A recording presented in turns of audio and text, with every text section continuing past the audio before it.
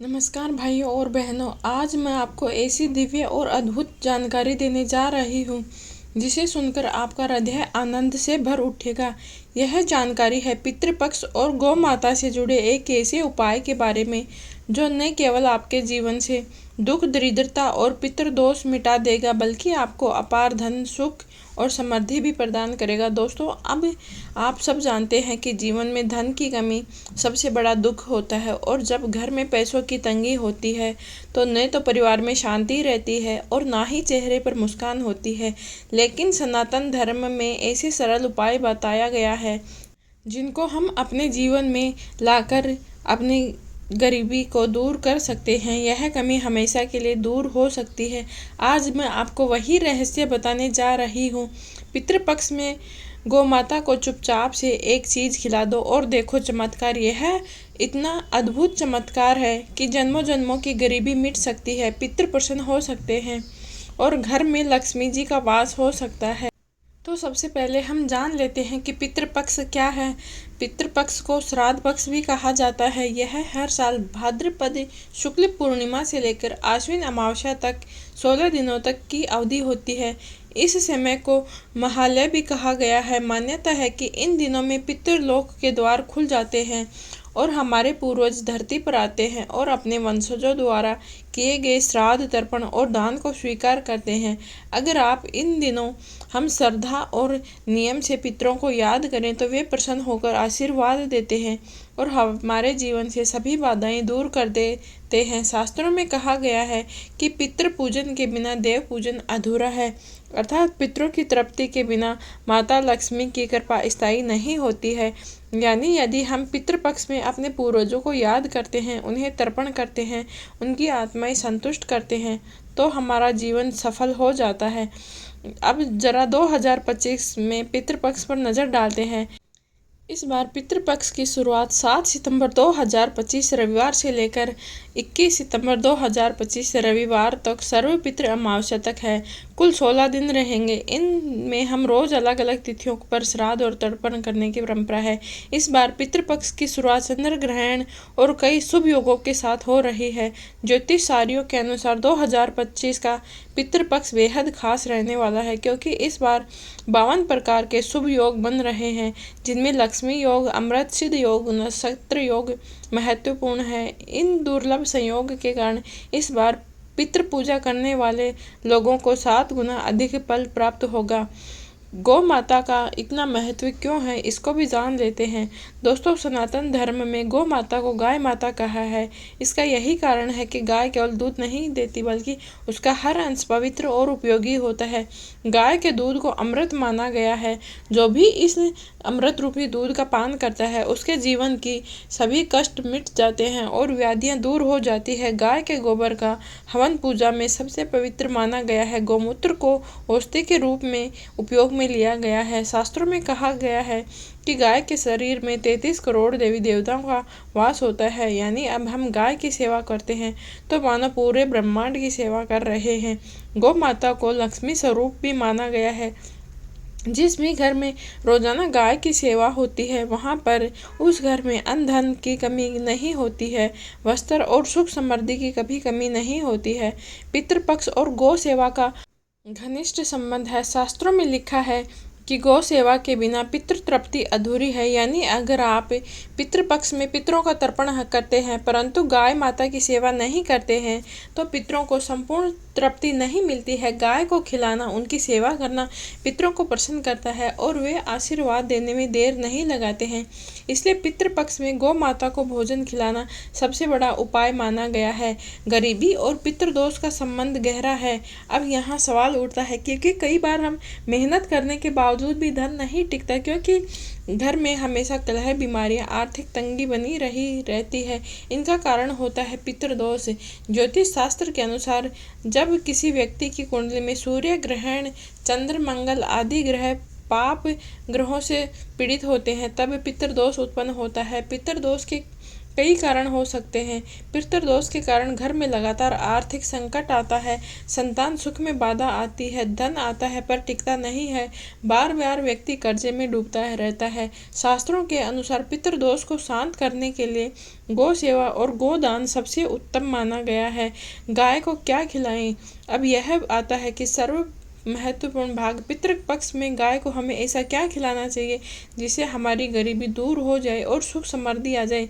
शास्त्र कहते हैं कि रोजाना ताजी रोटी बनाकर गाय को दें। रोटी पर थोड़ा सा गुड़ या घी लगाकर देना बेहद शुभ माना गया है। कभी कभी रोटी के साथ हरी घास या फल देना चाहिए। गाय को हल्दी लगा खाना खिलाना बेहद शुभ फलदायी होता है। यह कार्य सुनने में छोटा सा लगता है, लेकिन इसका प्रभाव बहुत गहरा होता है। मान्यता है कि पितृपक्ष में गाय को चुपचाप रोटी या गुड़ खिलाने से पितृदोष शांत होता है, पूर्वज प्रसन्न होकर आशीर्वाद देते हैं और घर में अन्न धन की कमी नहीं रहती है। चुपचाप खिलाने का रहस्य है। अब सवाल आता है कि गाय को चुपचाप खिलाने का क्या महत्व है। दोस्तों, जब हम किसी कार्य को, पुण्य के कार्य को बिना किसी दिखावे के गुप्त रूप से करते हैं तो उसका कई गुना फल बढ़ जाता है। शास्त्रों में कहा गया है, गुप्त दान, गुप्त सेवा, गुप्त जप, ये तीनों कार्य सर्वश्रेष्ठ माने गए हैं। अगर इसलिए पितृपक्ष में गाय को बिना किसी दिखावे के श्रद्धा से चुपचाप से रोटी गुड़ चारा खिला देते हैं तो उसका प्रभाव और भी बढ़ जाता है। गाय को हल्दी लगाकर घी की रोटी खिलाएं, उससे पितृपक्ष में पितृ बहुत जल्दी प्रसन्न हो जाते हैं और ढेर सारा आशीर्वाद देते हैं। हमारे सनातन धर्म में गाय को केवल पूजा का प्रतीक नहीं बल्कि भविष्य बताने वाली भी माना गया है। गाय का व्यवहार, उसकी हरकतें और उसके संकेत कई बार हमें आने वाली घटनाओं की तरफ इशारा कर देते हैं। कुछ ऐसे संकेत हैं जिनके बारे में हम पता लगा सकते हैं। अगर आपके दरवाजे पर आकर गाय बैठ जाए, यह पितरों की कृपा का शुभ संकेत है। इसका अर्थ है कि आपके घर पर समृद्धि और सुख आने वाला है। अगर गाय आपके घर में पितृपक्ष में बछड़े को जन्म दे तो यह शुभ माना जाता है। इसका अर्थ है कि आपके पूर्वज प्रसन्न हैं और आपके घर में लक्ष्मी जी का वास होगा। अगर गाय आपके घर के आंगन में आकर रंबाने लगे तो इसे समझना कि आपके पितरों का आशीर्वाद मिल गया है। माना जाता है कि कोई शुभ समाचार मिलने वाला है। और नंबर 4 पर है, अगर गाय आपके दरवाजे के बाहर गोबर कर दे तो यह अत्यंत मंगलकारी माना जाता है। इसका अर्थ है कि आपके घर की नकारात्मक ऊर्जा बाहर निकल गई है। गाय अगर अचानक भाग जाए या नाराज होकर सींग मार दे तो यह चेतावनी है। इसका अर्थ है कि आपके घर में कोई बड़ा संकट आने वाला है। तुरंत पितृ शांति और गौ सेवा करनी चाहिए। इस तरह गाय को सेवा का प्रतीक नहीं बल्कि संकेत देने वाली माता भी माना गया है। एक बार राजा दिलीप भगवान राम के पूर्वज से संतान सुख से वंचित थे। उन्होंने गुरु वशिष्ठ की आज्ञा से गौ सेवा की। वे रोज गाय की सेवा करते, उसे चराते, उसके साथ रहते। एक दिन जब शेर ने गाय पर आक्रमण कर दिया तो राजा दिलीप ने अपने प्राण न्यौछावर कर देने का संकल्प लिया। जब शेर अदृश्य हो गया तो गौ माता प्रसन्न होकर उन्होंने वरदान दिया, तुम्हें पराक्रमी संतान मिलेगी। उसी के फलस्वरूप राजा रघु का जन्म हुआ और आगे चलकर भगवान राम का। यह कथा बताती है कि गौ सेवा से न केवल पितृ प्रसन्न होते हैं बल्कि संतान सुख भी मिलता है। महाभारत काल में भी गाय को सबसे पवित्र माना गया। भीष्म पितामह ने कहा था, गाय के दान करने से बढ़कर कोई बड़ा दान नहीं है, गाय से बढ़कर कोई मित्र नहीं है और गाय की सेवा करने से व्यक्ति के जीवन में कितने भी भयंकर पाप किए हुए हो वो सारे पाप नष्ट हो जाते हैं। भगवान श्री कृष्ण का जीवन ही गाय के बिना अधूरा है, यानी उनका नाम ही गोविंद और गोपाल है, यानी गायों के रक्षक है। उन्होंने हमेशा गायों की सेवा की, उन्हें प्रेम दिया। मथुरा और वृंदावन की लीलाओं में गाय का विशेष महत्व होता है। शास्त्र कहते हैं कि जहाँ पर गाय की सेवा होती है वहाँ पर भगवान कृष्ण स्वयं निवास करते हैं। पितृपक्ष में गौ सेवा के चमत्कारिक परिणामों को जान लेते हैं। पितृपक्ष में गाय को रोटी, घास या गुड़ खिलाने से पितृदोष शांत होता है। यदि आपकी कुंडली में ग्रहों की बाधा है तो धीरे धीरे वह भी समाप्त हो जाती है। गौ सेवा करने से घर में अन्न धन की कमी नहीं रहती है और लक्ष्मी जी का स्थायी वास हो जाता है। पितृपक्ष में गाय को हरी घास या गुड़ खिलाने से घर में रोग कम हो जाते हैं और व्यक्ति को मानसिक शांति और शारीरिक शक्ति मिलती है। जो दंपति संतान सुख से वंचित है उन्हें गाय की सेवा करनी चाहिए। विशेषकर पितृपक्ष में यह उपाय चमत्कारिक फल देता है। पितृपक्ष में गाय को खिलाने से पूर्वज तृप्त होते हैं। वे आशीर्वाद देते हैं और कहते हैं, हमारे वंशजों ने हमें याद किया है। शास्त्रों में बहुत ही सुंदर बात कही गई है कि गुप्त दान सबसे बड़ा श्रेष्ठ दान होता है। यानी अगर आप दान करते हैं और उसका दिखावा करते हैं तो उसका फल आधा हो जाता है, लेकिन यदि आप चुपचाप दान करते हैं तो उसका फल कई गुना बढ़ जाता है। इसीलिए पितृपक्ष में चुपचाप गाय को रोटी गुड़ खिलाना बहुत शुभ माना गया है। एक छोटी सी कथा को इससे समझते हैं। एक गांव में एक गरीब ब्राह्मण था। उसके घर हमेशा दरिद्रता रहती थी। गुरुजी ने कहा, पितृपक्ष में रोजाना चुपचाप गौ माता को एक रोटी दे आओ। ब्राह्मण ने वैसे ही किया। सिर्फ 16 दिनों में उसके घर में चमत्कार होने लगे। उसके घर में खेत की जमीन जो बंजर थी वहां अचानक उपज बढ़ गई। उसकी दुकान पर भीड़ लगने लगी और घर पर लक्ष्मी जी का वास हो गया। यह कथा हमें सिखाती है कि गौ सेवा और पितृभक्ति से असंभव भी संभव हो जाता है। अब हम जानते हैं कि पितृपक्ष में हम किन किन कार्यों को करने से बचना चाहिए। पितृपक्ष में किए जाने वाले आसान और चमत्कारिक उपाय कौन से हैं। पितरों को प्रसन्न करने के कुछ गुप्त रहस्य हैं जिनको मैं बताने वाली हूँ। शास्त्र कहते हैं कि पितृपक्ष में हमें बहुत सावधानी रखनी चाहिए, क्योंकि इन दिनों किए गए अच्छे या बुरे कार्य का सीधा प्रभाव हमें पितरों पर पड़ता है। तो आइए जानते हैं पितृपक्ष में हमें किन किन चीज़ों से बचना है। नई शुरुआत न करें।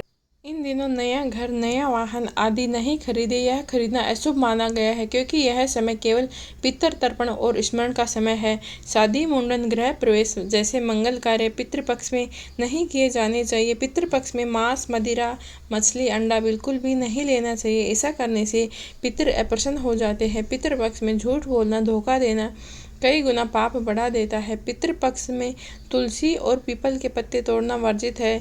पितृपक्ष में घर में कलह या अपशब्द बोलने से पितरों की आत्मा दुखी होती है। शास्त्रों में कहा गया है कि पितृपक्ष में संयम ही सबसे बड़ा साधन है।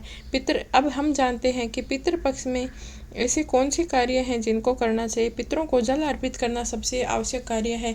तिल, कुश और जल से तर्पण करें। वस्त्र, अन्न और दान करें। दक्षिणा करें। ब्राह्मणों को जरूरतमंदों को भोजन खिलाना विशेष पुण्य होता है। पितृपक्ष में गाय को रोटी, घास, गुड़ खिलाना अनिवार्य माना गया है। मान्यता है कि कई बार पितृ कोए और कुत्तों के रूप में आते हैं, तो उन्हें भोजन खिलाना पितरों प्रसन्न करता है। तो पितरों की तृप्ति के लिए ब्राह्मण को आदर पूर्वक भोजन कराना चाहिए। रोज सुबह सूर्य को जल अर्पित करें। पितरों का स्मरण करें। इससे सूर्य दोष और पितृदोष शांत होता है। पितृपक्ष में शनिवार या अमावस्या को पीपल की पूजा करें। पीपल के पितरों का वास माना गया है।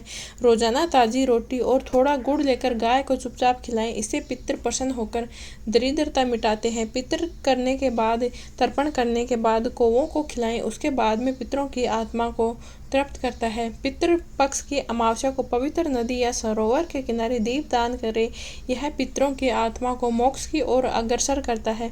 दोस्तों, पितृपक्ष में सबसे सरल और असरदार उपाय है गौ माता को भोजन कराना। गरुड़ पुराण में कहा गया है कि गौ माता को भोजन कराने से पितर तर्पण होते हैं और घर में अन्न जन की वृद्धि होती है। गुप्त रूप से रोटी खिलाने का रहस्य भी यही है कि हम बिना किसी दिखावे के सेवा करते हैं तो उसका फल कई गुना बढ़ जाता है। कहते हैं कि काशी में एक सेठ था। उसके पास धन बहुत था, लेकिन उसके घर में हमेशा कलह रहता था। संतान रोगी थी।